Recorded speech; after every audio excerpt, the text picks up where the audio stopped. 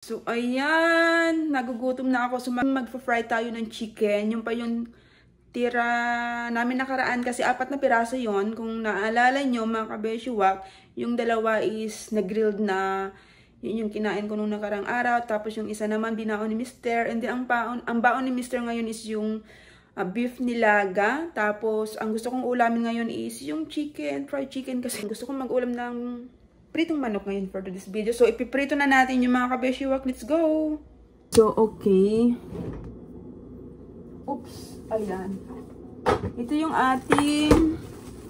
po yung ating chicken. Ayan. Nilaga ko na to kahapon kasi para hindi siya masira. So, ayan siya. Tapos, gusto ko siyang partneran ng maggigisa din ako ng broccoli. Ayan, kasi meron tayong broccoli dito. Baka masira na naman to. Hindi ko naman siya mailuto. Ayan. So, ito. Magluluto tayo ng broccoli. Tapos, gigisa tayo ng sweet corn or mais. And then, meron pa akong carrots. Hahaluan natin ng carrots. Ayan o.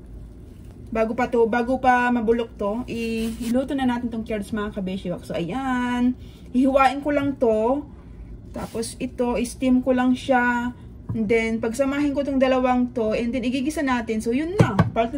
Yun na yung magiging partner ng ating, yung ating fried chicken. Ayan. So, ayan na mga kabeshi. Piniprito ko na po yung ating chicken. Tapos, magigisa naman tayo dito yung ating carrots and corn. Tapos, doon, nilalagyan natin doon yung ating broccoli. O, diba? Multitasking ang inyong kabeshiwak ngayon.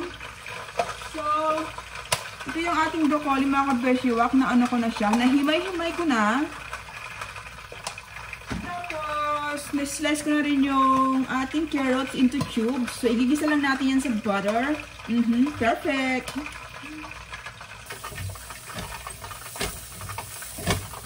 Ayan mga kabeshiwak, ginigisa na po natin yung ating carrots. Ayan. Isunod na natin tong ating sweet corn, golden corn. Ayan.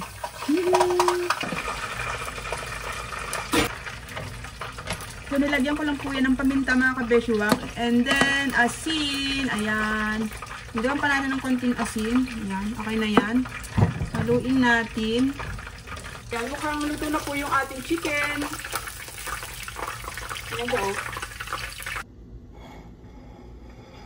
Mga kabeshi, yung ating pagkain. Meron tayong fried chicken, broccoli, tapos corn and carrots and rice. Siyempre, meron tayong iced tea. Ayan o. O, diba? May pang pa-arty pa. Meron pa yung pa-lemon-lemon dyan. O, para tayong kakain sa restaurant niya, mga kabeshi. Ako lang ang gumawa niyan. Pero, tingnan nyo naman. Para kang nasa restaurant. O, diba?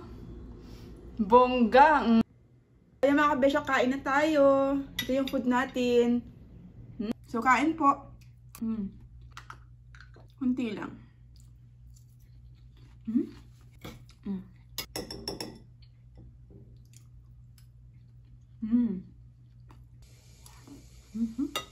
So, ayan mga kabeshiwak, tapos na tayong, nag-lunch. And then, tapos na rin akong hinugasan yung mga pinggan. Super dami yung hinugasan kong pinggan. Akala mo may 12 anak na pinakain. Hindi ko maglaba pero parang ayaw ng katawan ko.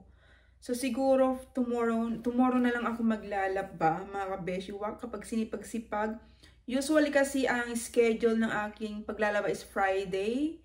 Ganon. Pag tinamad Saturday.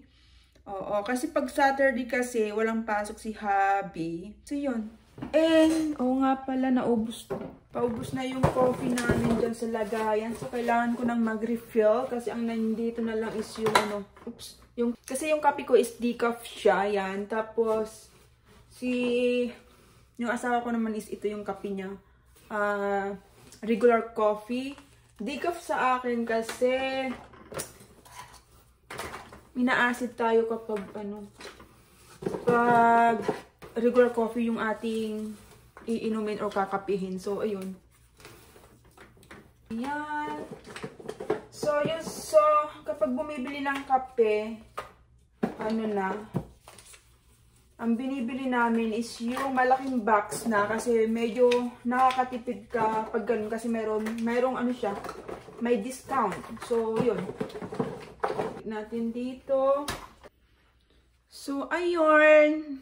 Malamig-lamig na dito and sana mag-snow dito kasi usually kasi hindi daw dito sa part na ito hindi siya nag-i-snow. Ano lang, nag-a-ice lang, ganun. Bukas na ako maglaba siguro. So, yan muna kayo ha. See you next time.